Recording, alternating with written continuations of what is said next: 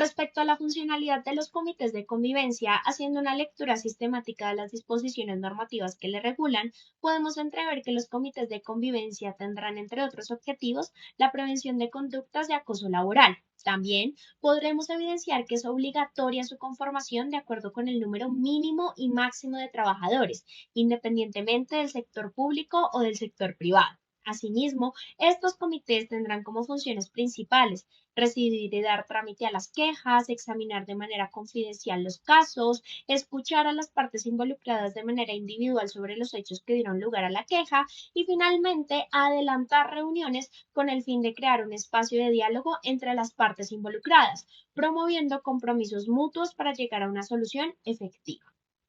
Respecto a la segunda pregunta, a la actualidad podemos evidenciar que entre otras son tres las normas que desarrollan temas de acoso laboral, entre ellas la Ley 1010 de 2006 y la Resolución 652 y 1356 de 2012. Sin embargo, en la práctica y en atención a algunos casos desarrollados por la Corte Constitucional, podemos evidenciar que las disposiciones no son tan eficientes. Tan es así que en la sentencia T-140 de 2021 se conoció sobre un caso en el cual, desde el momento en el cual se instauró por parte de una trabajadora una queja ante el Comité de Convivencia Laboral, no se le dio el trámite debido, vulnerando así, entre otros, la dignidad humana y el debido proceso, teniendo como resultado que la Corte Constitucional exhortara al Estado colombiano para que se ratifique el convenio 190 de la OIT sobre violencia y acoso en el mundo del trabajo.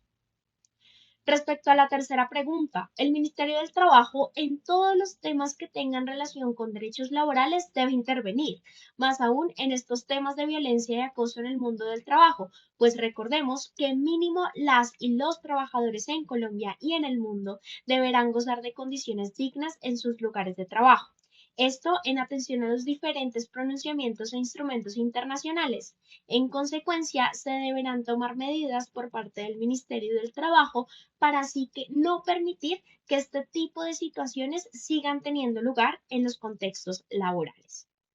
Respecto a la cuarta pregunta, de acuerdo con los supuestos fácticos evidenciados en el video que fue conocido, se encasilla la conducta del empleador, entre otras, dentro de la modalidad de acoso laboral contenida en el artículo segundo referente al maltrato laboral, pues este hace referencia a todo acto de violencia contra la integridad física o moral, la libertad física o sexual y los bienes de quien se desempeñe como empleado o trabajador, a toda expresión verbal injuriosa o ultrajante que lesione la integridad moral o los derechos a la intimidad y al buen nombre de quienes participen en una relación de trabajo de tipo laboral,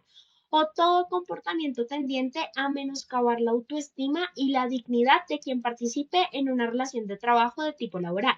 Asimismo, respecto al video, desde el observatorio pudimos evidenciar violencia en contra de una mujer trabajadora, situación que reitera la violencia que de especial manera hemos tenido que sufrir las mujeres y que materializa la modalidad de discriminación laboral. Igualmente, debemos recordar que de acuerdo con la ley 1010, excepcionalmente un solo acto hostil bastará para acreditar el acoso laboral. Sin embargo, la autoridad competente apreciará tal circunstancia según la gravedad de la conducta y determinará si efectivamente se ofende a la dignidad humana, a la vida e integridad física, a la libertad sexual y demás derechos fundamentales. Pues no podemos olvidar que son bienes jurídicos protegidos de la Ley 1010, el trabajo en condiciones dignas y justas, la libertad, la intimidad, la honra y la salud mental de las y los trabajadores.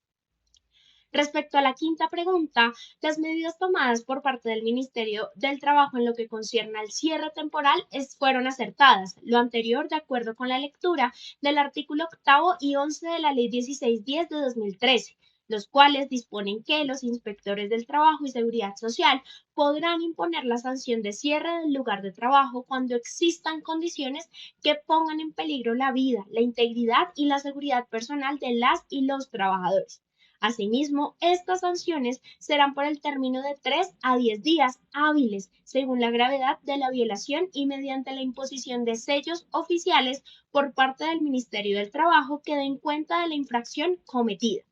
Para el caso en concreto, se dio el cierre temporal, entre otras, porque no se contaba con la autorización del Ministerio del Trabajo para trabajar horas extra, no se había creado el Comité de Convivencia Laboral, habían contratos sin firmar y no se contaban con baterías de riesgo psicosocial.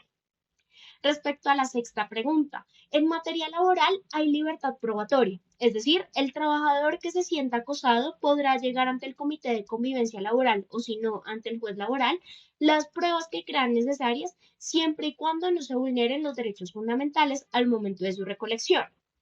Ahora, en la práctica se presenta una situación muy particular y es que probar conductas de acoso laboral es un poco complejo para las víctimas, pues citando a la profesora Liliana Parra en el libro Acoso laboral entre lo teórico y lo legal, se hace énfasis en la prueba, ya que se vislumbra un gran porcentaje de providencias negativas por la ausencia, insuficiencia o eficacia de estas, en donde normalmente prevalece la prueba documental. Sin embargo, falta mayor incidencia de los demás medios probatorios regulados en el artículo 165 del Código General del Proceso.